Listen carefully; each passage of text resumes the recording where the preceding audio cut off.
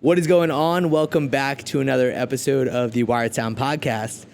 Today we have a guest who's on his third show of the weekend. He's running on zero sleep, so just happy that we could get him here alive.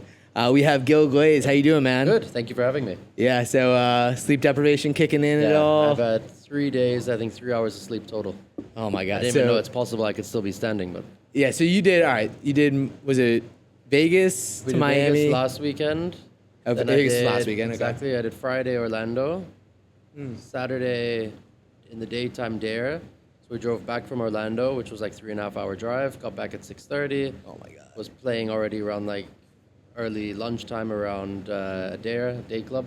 Okay. And then played LIV Miami from 3 until 5 in the morning. Well, and then after the space I saw on the gram. Space 11, I had to. Called Marquee was playing. Yeah, exactly. Had to go check him out. Was that a good set? I wasn't gonna do anything. I was gonna go straight to sleep. I literally had it in my like notes. I was like, okay, let's like time everything perfectly. What time I'm gonna be where and there. Yeah. And then I just suddenly everyone was going to 11. The loud luxury guys rallied you. They were like, you better fucking come with. Convinced me within a second, and I was there. So you supported for Afrojack in Orlando, and then Afrojack here, and then Loud Luxury, Exactly. and then just topping it off at with Marquee at Space, Yeah. and then Then came I to came do our here. little coffee event. Exactly. Thank you for coming to do it. That was cool. Yeah, for those that don't know, we had our first coffee pop-up set today. Yeah. So yeah, really appreciate you coming out cool. and doing Thank that. So obviously you're probably a little sleep deprived. Yeah, zero sleep. I got a 7 p.m. flight tonight. I'm gonna pass out the entire flight. Yeah. So is that your strategy? Just try and not sleep before like a long ass flight? No, I don't. There's never really like a strategy. Yeah. I don't know. I just like go. I can sleep automatically. See- Like, you put me in the corner of the room and I'll sleep there. Like, That's a super. I can That's sleep a, anywhere. honestly, sofas. yeah, becoming a DJ, like that's probably Yeah, one of the you gotta best get talents used to you it. could have as a Exactly. DJ is being able to sleep. Yeah. I'm not good on planes. I can't fall asleep on It takes planes. time. It takes a lot of work. Yeah, it takes Like melatonin 15 for me. years of work for that. Awesome. So so you've been on tour with Afrojack for a little bit. Can you tell people a little bit about like how that happened? That like getting with Afrojack's team, releasing on his label and stuff like that. Yeah, I mean, so basically, I've been in the business for 15 years. Yeah. I think my niche is kind of like I've been like a support DJ for so many years, like, and I actually enjoy that. I like opening for artists compared to like headlining. If you gave me the two options, I'd always say like Yeah. I'd rather open. And I've opened for like the Chainsmokers. I went on their Europe tour. I went to their Australia tour. And then I became resident of Tower Group in the US, where I was playing all their clubs for like Marquee, Okay. PhD, Avenue, LAVO back in the day when they had it in New York. Yeah, I remember that. And then I started doing their Vegas venues, Hakkasan, Omnia, Marquee Day Club, Marquee, and so on. And then I come back every like once a month or whatever to do these shows for Tower Group. And then I was playing in Chicago and I was opening for Afrojack there. Okay. Then a couple days later, I was opening for him in Hakkasan in Vegas. And he's Then like, I recognize you. That was me kind of pushing everything. It was just like by chance. Yeah. I'm like, oh, these are my dates. I sent to Tower Group, and they're like, okay, take this. And I was like, it's by chance. Like Afrojack's on all these dates because he was like, he's Yeah. good friends with Tower Group, obviously. So he's Okay. playing a lot of their venues like within maybe let's say a month. He'll do a couple, and then I just kept on opening for him. And I was like, every time I met him, I was like, hey man, like I was the guy. Yeah, 2 you nights remember ago me in that one Chicago." time? Takes He's like 5 times Yeah, and sometimes it for didn't someone. even. It took me the 2 times. Oh, Second that's time, awesome. like, the second time he came to me and he's like, yeah, you keep on saying that. I remember you. Yeah, and I was like, okay. Third time I was like, okay, let me, because I'm used to like a lot of these bigger artists, like they see so many people in a day. Yeah. You think like they They have no remember idea who the they opening are. DJ, and he's got a great memory. Yeah. And then the third time he's like, brother, you got to stop saying, do you know me? Like I know Yeah, you by he's now. like, I've seen you. I've met you, and so on. And then I played. That's kind of harsh feedback to get from Yeah. Afrojack. I'd be like, fuck. Yeah, I was standing there. I was like, oh, cool. You remember me? Like, Yeah. sick. Dream. And then a couple months later, I played Ultra Europe, and I was like, yeah, now the dude definitely forgot me. Yeah. Then I went up to him like backstage, and I was like, hey, man, you remember me? He's like, I remember you. Of course, I remember you. And he's like, yeah, and I checked out your music and everything. I was like, oh, wow, like crazy. Yeah. And he's like, yeah, I really appreciate like you weren't like sending me all your music and like annoying me. Like Yeah, a lot you of, weren't like, spamming him. You exact kind of like spamming him and played so it on. cool. Yeah. And he's like, so I did my research myself, and like you got some good tunes, but a lot of your stuff is shit. And I was like, okay. And he's like, yeah, I think I can help you. Like I can take your career to the next level. Yeah. And I was like, oh wow. And he's like, yeah, so come to my studio house in Belgium next week, and we'll sit down and talk.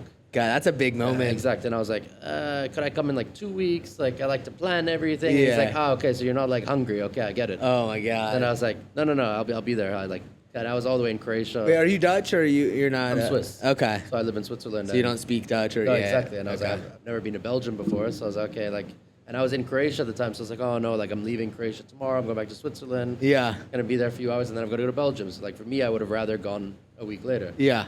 And then I went to the studio house, sat down with him, showed him like. So you all my went after music. the week. You were Exactly. like, yeah, you can't say no to Afrojack. Yeah, no, I mean, that was a once in a lifetime opportunity. Yeah. So I was like, yeah, like don't be stupid. I'm doing everything I can to get there. And then yeah, he said like my productions, like yeah, they're good. You have some good stuff, but like This is where we can I improve literally I it. can tell you what's missing. But he's like, you're DJing like every time you open for me. He's like, man, like really, you're a On great point. DJ. Like he's like, he really appreciated like I guess the skills and the crowd reading, and he was also saying like, you know, I don't overperform kind of thing. Which is, Yeah. like, a common Yeah, thing. it's a really tough balance as an Exactly. opener to not like to make sure it's entertaining, but not taking away from the headliner. Because Exactly. yeah, So it's that's a what he fine balance. appreciated. And I'm not like on the microphone like, are you ready for Afrojack? And like really hyping them up. I mean, now over time I've gotten more comfortable and more used to it. But Yeah. back then I was really like just the opening DJ, like in my corner kind of thing. Okay. And he appreciated that. And I was also like experimenting with music that I knew he likes. So like when he walks in the room, the last 3 songs, I was like, okay, now I'm gonna. These are the ones stuff that like that. Afrojack's gonna Yeah, be exactly. okay He liked with. it, and then yeah, we signed, and the rest is Oh, history. yeah, that's awesome, Like man. a year and a half now. Yeah, it's amazing to have an artist of that caliber Yeah. just kind of take you under his wing Yeah, I know. and put you on like that. I think that's like a dream for a lot of DJs. I kind of chased that for like the beginning of my career, but it just wasn't really clicking. Like, you know, it's really there's only certain artists that do that for other artists. I feel like yeah, Nick is one of the only ones who does like really he takes really cares artists about the on. next generation. Most other guys just like to like carry a couple dudes with them Yeah, and hope that like I was gonna say maybe like Dirty Bird or like there's a Yeah. few crews that are like yeah, like you Swedish House said. Mafia did a great job. Yeah, they made yeah. Alesso, they made all Yeah, of they those. fucking made Alesso. That's And 21, like they Yeah. have like really good artists, and they didn't have to do a lot. They didn't mentor them. It was just like they were around them. yeah. And that's a lot of DJs have that. I mean, Tiesto's got his guys. Yeah. Get Tiesto, a- I remember he had like a 7-Up. Do you remember this thing? It was like a Yeah, 7-Up back in the day, artist. Yeah. exactly, 2012 There were or like something. 7 artists for Yeah. 7-Up. He was like, I want to see who the artists are. Maybe we can try and look it up after for Tiesto's 7-Up Yeah, artist. I don't know what happened with And it. Guetta but- also mentored Afrojack. Yeah. Oh, I didn't know that. So Was it yeah. after his hits, I wonder? Or No, it was like, before. I think. yeah, that's crazy. Because remember, he made Titanium. Yeah. Oh, yeah. Fuck. So Yeah. For anyone that doesn't know, Afrojack actually also produced Titanium. yeah. I wonder, yeah, I got to try and get Afrojack on here one time to tell the story of like Yeah. why Makes he some wasn't great on it stories. because it's such a fucking Yeah. big record. That's crazy. It's crazy to make timeless records. So, your goal with music, are you trying to make like the big vocal anthem stuff that people really relate to, or tech house groovers Yeah. that fit more I into mean, your that's- sets? I'm like in the place now. I love pop music. Okay. Like, I come from like the pop music world. I'm signed to Sony, so I'm like producing songs for radio in my mind. Sick. I mean, focus on radio in Switzerland and so on. I've been doing that, and since I signed with Afrojack, he's the one who kind of said, "What are you doing?"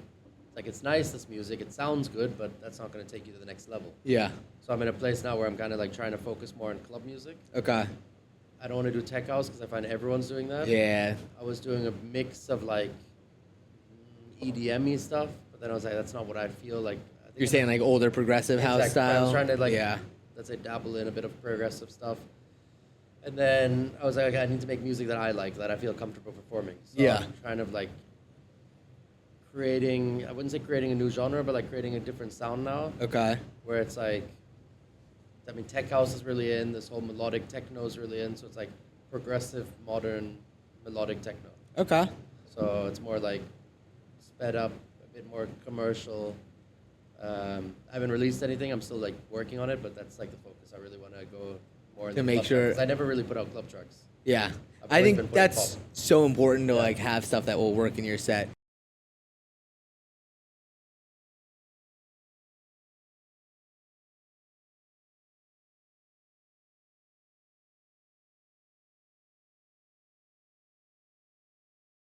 All right, and we're back. So yeah, so finding your sound as an artist, Yeah. obviously one of the most important things. Exactly. It's cool that you're getting the opportunity to like test stuff out live, right? And like I think a lot of DJs would kill for that because you could see the reaction and be like, okay, this is what's working as a DJ. So let's bring that back into my live sets. You know, Exactly. do you think like for aspiring DJs, producers, do you think they should start as a DJ or start making music first? It's hard to say. I don't think there's like a recipe because I see a lot of producers who aren't DJs and they're taking off. I mean, even from Afrojack's crew, you've got like a lot of guys who are just like purely producers. Yeah. And now they're becoming DJs, so it's like interesting to see. Yeah, that transition. Yeah, I started as a DJ. I was DJing for maybe the first 5 years before getting into production stuff. Yeah. So it's like, it's different. I think what's a good thing is you have to DJ because that's where you can see what the crowd likes. Yeah, it's the only way to perform your music right now, So I've unless worked with like other artists and so on who like aren't DJs at all. Yeah. And they don't get it. It's like I'm trying to say like you need like a heavy white noise buildup and they're like, Yeah. "Oh, why What the doesn't fuck? sound great?" Yeah. In the club you'll see like Yeah, it's got to translate to the dance floor. It's like we worked on music together. Then I sent them a video. I was like, there you go. They're Yeah. like, I got it now. So I think like, I mean, if you're a DJ and you want to really like kind of take it to the next level, being a producer and getting to like test those records out in the club, it's a different game. Yeah. Yeah, it's the only way, I think, to see it. Yeah, I mean, I guess I always tell producers that are starting off, like, start making remixes of popular tracks because those are more likely to then get the DJ's support and then you could see how they play out live and kind of like refine from there. It's really hard to like, make some obscure, like super underground indie, like not techno or tech house, but like those genres that are just like melodies and like, lo-fi, stuff like that. It's really kind of hard to hit it with that if you're trying to be a touring DJ. Of course. Which I think for a lot of people, like that's the ultimate goal is being a touring DJ. So cool. So you're starting to refine your sound a bit and find a better direction for where you want to take the Gil Glaze project. So I personally think that what was the record with Afrojack? I love that. Don't go. I Don't Go? Don't go. Don't Go. So fucking good. That's cool. Yeah, what vibe would you say that is? That's like melodic. I don't know. We're working on music at a studio, and then I was in one of the studios, and I thought like, okay, let me present something for like an Afrojack collab. So Yeah. like, take it to the next level. And I just know when I was there in the studio house, like you see him playing all different kind of genres, like whether we're like sitting at the dinner table or sitting in the living room, like he's like, yo, do you guys know this song from back in the day? And Yeah. we're like a bunch of like young guys. We weren't around during that time kind of thing. So we're like, oh wow, like this is cool, like Cool vibe. completely different. It's like he'll show us like some old dirty Dutch stuff, and we're like, whoa, like interesting. Yeah. So I was like, okay, I took that. I was like, I want to like, if I do a collab with Afrojack, I don't want to come and just like give what people expect. I didn't want to do like, I don't know, EDM song or a progressive house song or a piano house song. I was like, I want to do something a bit different. So that's where like I came up with the idea, okay, like breakbeat mixed with house. Like, It's a great melody. Cool. It's good when you can stick in your head. It's like more unique. Sorry for my horrible singing. Better than me. But no, it's a great vibe. It played out really well at the coffee shop, and I think like that's a great like that kind of vibe, like day party. Feel good. Yeah. Do you see certain rooms reacting better to that song specifically, or? Yeah, it's like, I mean, as you say, day clubs is really good with that one. Yeah. It's more like I kind of use it in my set to like take it down a bit. So like I'm doing this high energy, and then I come in with that, and it kind of like takes people back for a second. They're like, okay. Yeah, give a breath and enjoy the melodies. It's experimental. So everyone's like, what is this song? Like this is not what you expect in a club. Yeah. It's a song for everywhere. I think that's really important to have those songs in your set so it doesn't just feel like a constant banger, or else it's just like it's hard for people to appreciate the moment sometimes. When they're always like, fuck it. Great song. Congrats on that. Did that come out on Wall or was that? It came out on Spinnin' Records Okay. last year. Yeah. So what's your thoughts on label releasing? Are you like trying to release mainly on Wall, or you said you did one on Spinnin'? So is it just kind of like you're not signed exclusively anymore with Sony? Sony Switzerland. Okay. So I still release there. It's always different. I mean, for club tracks, I'd love to put stuff out on Spinnin'. Yeah, is 1.7 Sony Switzerland? Have you heard of 1.7? 1.7, yeah, I released there. I did a release on them, but I know it was a Sony sub label. Yeah, it's in Denmark. Yeah. Okay, but I don't really know how the majors operate. Yeah, it's a different world. It's like, Yeah. I'm just like trying to produce as much music as possible now.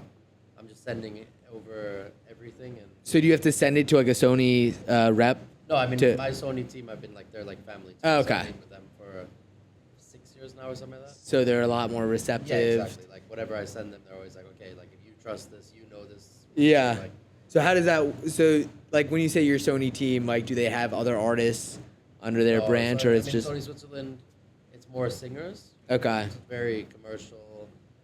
It's me and there's one more DJ they just signed recently. Oh, dope. Okay. Yeah, I was talking to Ellie Oaks on like a Zoom interview, and he was saying he had a team from I think it was Warner or something. So I'm always curious. But he said like they discovered him before he blew up, because it's just not as common in the dance music world to have like a major label backing. Yeah. It's really like not a thing it's not a very thing. often. Yeah. So it's been a good process for you, it's because been some good. I people mean, complain about major I labels. love major labels. Like as a kid, I was always like A fan of I always wanted to be on a major label. yeah. I grew up like watching. I mean, it's super cheesy to say, but like watching American Idol and stuff like that. Yeah, okay. It's like always the end goal for that artist who wins To get like, a major signed label to deal. Universal. So I was like, I also want a major label deal, but I'm not a singer. Yeah. So I'll do that as a DJ. I love it. Like I saw like what it did for like artists like Chainsmokers, for example. Like Chainsmokers signed to Sony. Yeah. When they had the selfie hit on Dimmak. Yeah, I know. And that's what broke them into the commercial world. I was like, okay, for me as a DJ to go into that pop world and do the music I love, I should be with a major label. Yeah. So I went to Sony's offices. I met them in Switzerland, like the local team. They rejected me the first time because I had all dance music, and they're like, "What can we do with this? Yeah, Again, where is it we gonna have no connections to dance, DJ, like label network, whatever. We have no connections to getting like DJs playing it. Yeah. We're just pure pop. We're just focused on Swiss singers at the moment." And I was like, "Okay, cool, no problem." But I stayed in contact with a person there. It was been like my day one person. Okay. Like always in contact with her. And then a year later, I was like, "Please, can I have one more meeting? I think I've got the right music now." And I worked a whole year of just like really doing Just trying to music that I refine the knew music. could fit Swiss radio, that I knew I loved and I knew they would love also. Then I sat there and I said, "Look, there's no one doing what I'm doing in Switzerland. Yeah. There's no DJ. I mean, Better- Switzerland's a small country compared to the U.S., but like in Switzerland, we have a lot of DJs. Yeah. But they're either techno DJs or hip hop DJs. Yeah, There's it's no one or one the other. doing the Robin Schulz, Jonas Blue, Chainsmokers, Marshmello. Yeah, deep house, progressive. Yeah, not even that, just pop. Like those guys at the time were doing all radio music. Yeah. They were putting stuff that like you could never play in a club. Yeah. And then I kind of presented it to them and I said, "Look, there's no one doing that." And then they said, "Yeah, there is one guy, like back in the day, there was DJ Antoine, who was Okay. big in Switzerland. He had that song Welcome to Saint-Tropez." Yeah. Exactly. Okay. And then I was like, okay, but like that's back then. Yeah, Now that's there's one guy, yeah. Exactly, there's one guy. I was like, and his sound is a bit more, I say it in a nice way, like cheesy radio. Yeah, And I was yeah. like, I don't want to do the cheesy stuff. I want to do like classy, cool Yeah. pop music that has a bit of like. And dance they were elements in it. receptive to it, and like. And then I showed them the stuff, and they're like, okay. Like, it was a quick meeting. It was Yeah. with the managing director of Sony, the A&R, and the product manager. Yeah, it's a cool and- feeling to get that cosign right Yeah. after that And she happened. stood up and Did you she pop a started- champagne bottle? Is it? Yeah, and in that moment, not it was like it wasn't a sign. Yeah, it was like okay. Because I knew I was like I've been rejected already before, so now the second time going in, I'm like I don't care if I get rejected. I know that. Yeah. feeling. So let me just go in full on. It's And I awesome really that- went like full cocky. I was like, come on, guys. Like, It's this is so what I important can to do. stay persistent though, Yeah, and like of not course. give up, even Oh. when. Yeah, I think a lot of DJs are like they get discouraged when they get Yeah. rejection from and I a had the foot in label. the door. I said, look, I'm here. Yeah, I'd be stupid to not try again. yeah. And I That's was like, I'll do. I would have done it a third time, fourth time. I would have. yeah. Persistency as a Yeah. aspiring musician is Yeah. like one of the most important things Exactly. because there's so many people that just give up after the first or second try even, and No. it just you don't want to be like what you said about what Afrojack was saying before. Like he appreciated you not spamming his inbox. There's like a level. There's a kind of Yeah, how with- much to do it. to hit up. I know it's a. What would you say? Like if you're trying to get a collab with a big artist, try and send a track every other month or tough. I mean, every every artist is 6 different. months. Like, Yeah, You know those big artists that are like very diva picky with. yeah. Oh, like why are you annoying me? And then there's like people like Afrojack who's like, please send me more. Yeah, Like, send me stuff. He literally loves to listen to music. I've been sending stuff for the Chainsmokers for probably 15 before selfie. I think that's why they still open my Yeah. emails. It's Yeah. Alex is super he's Alex is responsive. very- yeah, exactly. And super I even said like, hey, listen, man, like tell me if I'm sending too much shit. Yeah, they're different because I mean they've got so many things going on. Yeah. You know, Afrojack is literally. I mean, there's many artists, Afrojack, and the guys who like, let's say, they just want to sit at their computer all day just listening to music. Yeah. So, Sourcing. Chainsmokers are everywhere. I know, they got a partying, tequila they're company, yeah, they- exactly. yeah. Non-stop traveling like crazy. Yeah. Vegas residency, like. So is Afrojack's schedule a little lighter, lighter than It's lighter, but he that? also like travels with a studio. Yeah, Like, that's he'll cool. travel with like a computer, speakers, and everything. So he's just like constantly listening to music. Yeah, that's great. He doesn't party. He doesn't.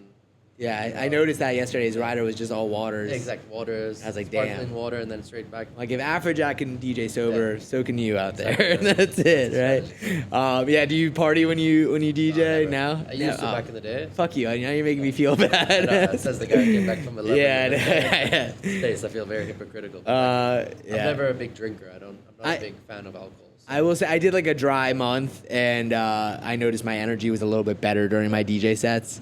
Yeah. But you know, it's hard. Like sometimes you just wanna. The thing, had I drank in my whole life, I don't think I would have been sitting here now. Yeah, that's true. With all the traveling and everything, it could hold you back. I'm DJing till 4 a.m, then jumping on a flight at 8 a.m. I think if I was drinking, I would have or you get sick or something, and then it runs you down. I've drank in a few nights, and those nights, I don't know, when I DJed in Stockholm, for example. Yeah. There they love to drink, so they're I know that. just pushing alcohol down my throat. Please, I don't drink, and then every single time I've missed a flight.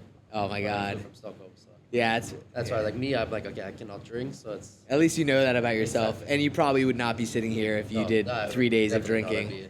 We're Loud Luxury party. Do they party? They drink and stuff. They party on and off. Yeah. Okay. I mean, they have a tight schedule, so they're. Smart, they're very back to back. Exactly. They're like probably some of the hardest working DJs. That's why they know. Okay, we can't party too much. Yeah, it's crazy what they did from body to It's because it's hard, to take. Of course, having a hit record is insanely hard, but then once you do that, maintaining the momentum to where they pretty much took over TikTok, with their edits smart. and stuff. They know what crowd they're. Really, A lot of the college kids. They're playing. They know the room. They know their crowd. They know the vibe, and then they've just built on that energy. So was that your first time playing with them, or you've played? No, I've played with them many times. Okay. I played with them in Vegas, Chicago. In Ushuaia, Ibiza, I played before them. Yeah, I saw. Was it Andrew just posted that video on TikTok about him looking for a wedding DJ? Exactly, Are you gonna play the wedding DJ? No, I played my set straight after him, and then we went a bit. You should have been like, "Hey, this is my pitch for your wedding." Yeah. I was like, "What do you think?" And he's like, "Bro, I've got everyone writing me." Yeah. The crowd were holding up signs like, "I'm not a DJ, but can I play your wedding?" That's so funny. Yeah. They should just make a festival at this point. Yeah, Loud Luxury, Loud for Luxury Festival. What would it be? Yeah, the Andrew Loud Luxury Fest. Yeah, exactly. Yeah, I fucking applied for that. Exactly. Just make a LinkedIn ad. I was looking at the Instagram. I commented on Instagram. Like, oh, yeah, so did I. Let me. Everyone did. And next second you see Tiesto doing it. Yeah. All the other bigger artists, and I was like, oh, okay, I forget. I know. When is it? We should literally just try and put together a festival. Right We know all these people are available. Just fucking right next to Loud Luxury's wedding. That's awesome though. I think I'm trying to think if I played with them before. I know I hung out with those guys a few years back at during Music Week. They used to have them. I don't know if they still have them. They used to have these radio promo parties. The one I went to was the promo only. It was a promo only party. And they were super chill, and they knew me, and I was that's cool dope, guys. They're cool guys, but when they party, that's the thing. They were like, yo, let's go take a shot. When they party, they party. Joe, for example, one guy from Loud Luxury, he contacted me. He's like, yo, I've got 1 week of holiday this year. Yeah. This summer, and I want to come to Switzerland and visit you. And I was like, okay, because we're buddies, we know each other. Yeah, that's awesome. Yeah, one of my regrets, he invited me on a yacht one time here, and I was like, I didn't go. No, so I thought, easy, come to Switzerland, let's hang out. Man, this was a full week bender. And me just 6 a.m, please, let me go to sleep. And he's like, no, come on. I'm like, man, you have 1 week holiday. You're already living this crazy life. Yeah. But I don't party when I'm on tour. It's true. I'm always going show to show, traveling. There's definitely a misconception. I will say, when I am not DJing, for some reason, when I have a glass of wine or 2 glasses, I feel way drunker than when I DJ. I do drink when I DJ, but I think I've talked about this before. I think there's some kind of adrenaline during your sets where it doesn't feel like you're partying really or partaking because you're so focused on creating the right vibe or reading the room. You can't let yourself just enjoy and I should change what I said about that because I do like to enjoy my DJ sets, but it's hard to kind of get in that mindset of I'm just going to have fun with it because you put a lot of pressure on yourself, especially when you're supporting a really a big DJ because you want to make sure everything goes right, Yeah, it's a crazy business. So you're liking the opening supporting sets. Yeah. Are you going to start playing some more headlining sets soon? Because it's leading that direction. I think unfortunately you only have a few more years as an opener, and then you're going to have to be the headliner. I've done opening for 15 years, and I've done a lot of headlining shows. Yeah. Say maybe my schedule's 40% or 50% headlining also. Because that's interesting. A lot of DJs usually they want to like jump from the opener to the headliner full time. Yeah, it's different. I like opening because I can play longer. Yeah. Like opening, you're playing 2 hours or whatever, 2.5 hours. There, it's like you're setting the room. Like you're the first DJ on, so like you can really like set the vibe. Yeah. And like you can experiment. You can play everything. You can. It's not like you're fixed. Like when you're headlining, it's like okay, now like. You gotta from the top from the start you have to make that energy. Opening DJ, you're there for the music. And your career. I get that for sure. And closing. Exactly. I do headlining. Like I did Ultra South Africa 2-3 weeks ago. Congrats on that. That's fucking huge. That was like a headlining slot. Yeah. So like I was me, Armin van Buuren, Martin Garrix. That's and there massive. I could play what I want. There it was like more about the show. Okay. Like, those kind of sets I appreciate. Like that's It's more of an artist set too and stuff like that. Like I love festival sets because it just gives you a chance as an artist to be like, present yourself. Yeah, I'm gonna play more of my music, more of my originals, or like obviously you still want to play the crowd, but the crowd is there for you. Which those kind of headline slots I like. But like I don't know, going to a nightclub and headlining, it's different. You still get requests to like play a bottle service song or some shit like that. I've been in a weird career position where I'm like in between opener, sometimes headliner. Sometimes like just the club DJ where I'm not even booked as like an artist, but people know I'm a good DJ, which is fine too. But then I can't like play my originals. Really play my original stuff, or original sets. But then sometimes I'll have fans come out to those shows expecting to hear my music, and then I'm like, fuck, I gotta play to like this bottle service crowd. It's a really weird balance to try and get the right one. But yeah, I will say I think personally I like the headlining sets the most because I feel like I have the most control. It's your show. That's what I love. It's like your show. Like people are like discovering you as an artist. Exactly. Yeah. I saw a bunch of people uploading your set from Vanguard, like reposting it and stuff. The Orlando fans, they go hard. They die hard Orlando. It was my first time in Orlando. It was cool. That was I played Vanguard. That was the spot you're at maybe 6 months ago, and I noticed like my Instagram was blowing up the next day. Crazy. Like the amount of fans that I got from that one show, which was a opening show also. Yeah. That's amazing. I'm sure you probably had a similar, I mean, the last 3-4 weeks, my Instagram's been blowing up. Yeah, it's awesome. For some reason, like now I'm playing like a great set the last few weeks. And it's like they're like, I can see the Instagram reaction. And Orlando is one of those cities where it's like I'm getting like paragraphs of like review messages. Yeah. Like, I got like 3 messages. I noticed that too. Paragraphs. I was like, who like leaves the club to write a whole paragraph? I'm like, super nice. Like, fucking love them. I love those. Shout out Orlando fans though. They're some diehards there. They were there for the music. Yeah. Like so you can see that. Like a lot of the clubs you see, like people are like looking at each other. Yeah, they're trying to like the bar, they're looking at the bring a girl home or something like that. Orlando, like they were just like glued to me, and I was like, okay, here we go. Like it's a full 1 hour show. Is it 18 plus or was it 20? You don't know. Yeah. I arrived. I know in Europe everything's 18 plus. So. Do you think the energy is better in Europe because of that? No, the energy in Europe's died down, I think, a bit because I think, dance music has been around in Europe for so many years, and it's always evolved, and I think now it's evolving a lot. So Switzerland, Europe, everywhere, there, it's kind of shifting more towards like techno, more towards hip hop. Yeah. So it's like the energy's now gotten to a point, like a lot of Afro House is massive at the moment. Really? It's gotten to the point where like the energy, in my opinion, is just not there anymore. Yeah. I know. I don't like Afro House. Sorry. I like probably Afro should House. have an Afro House. It's cool. It's new. It's fresh, but it's like it's now sounding too much all the same. Yeah, I already kind of feel like it hit that overdone. There's not much melodies in it. It's percussion. I mean, I get it. I find like when I play in Europe, the energy's completely different. Yeah. Like people are just standing there like grooving out. Like it's cool, you're grooving, but it's not like I find the raving energy. The air. Like I come to America, I'm like whoa. Like, ravers are still this here. whole weekend, I was like whoa. Hands up, everything. I'm like, okay, here we go. Yeah. Like, I've got to get my energy back. Like, I was in Europe too long. Yeah, I love that though. All right, so we got to wrap up here in a few minutes, but anything coming up that you're super excited about that you want to tell people about? I don't know. My brain's dead today. You're on no sleep after 3 days. So. I mean, cool summer shows are coming up. I'm doing Ushuaia and Ibiza. Fuck yeah. So is Luffy, by the way, the Luffy we had last week. Yeah, cool. He says playing Ushuaia also. Cool club to play. A couple shows, all over Europe, like Bulgaria, Georgia, France, the Netherlands. I'm doing a few. So just like the main cities there. Yeah. Coming back to the U.S. in 2 weeks again to do Vegas. Okay. I got to come out for one of the Vegas sets Yeah, soon. man. You know, Vegas, I'll just amazing. take one of the Love Spirit Vegas. Airlines Love flight Vegas. out there and Crazy. brave it. Yeah. To see a Gil Glaze set. That's it. Like I'm putting out a lot of music. I've got a few cool collabs on the way Sick. that I'm working Anyone on. you could tell? Or I would love to, but you okay, never know. yeah. Like, I would love to tell them. Last It's like, minute, they're like, "Hey, I saw you talked so- about it in the no, not even podcast." that, like last minute, like actually, I don't want your name on yeah, it. yeah, Like shit. I've got like 2 like huge name artists Yeah. that I'd love to say, but I'm pretty sure that won't work out because I'm sure last minute they'll be like, actually, we realized your name's not big enough. Oh yeah. So we're gonna take you off or something. Let's hope not. Yeah, You you know. never know. I know. I try not to get my hopes up too Yeah, much no, I'm sometimes. always like, let's wait before we. Yeah. announce See, anything. once the track is actually out in the world. Yeah, when it's out and like released, then I'm like, okay, cool. Yeah. I just had a remix now for Marshmello and Jonas Brothers. Congrats, which that's is fucking cool. massive. Yeah. And yeah, that's it. Awesome, brother.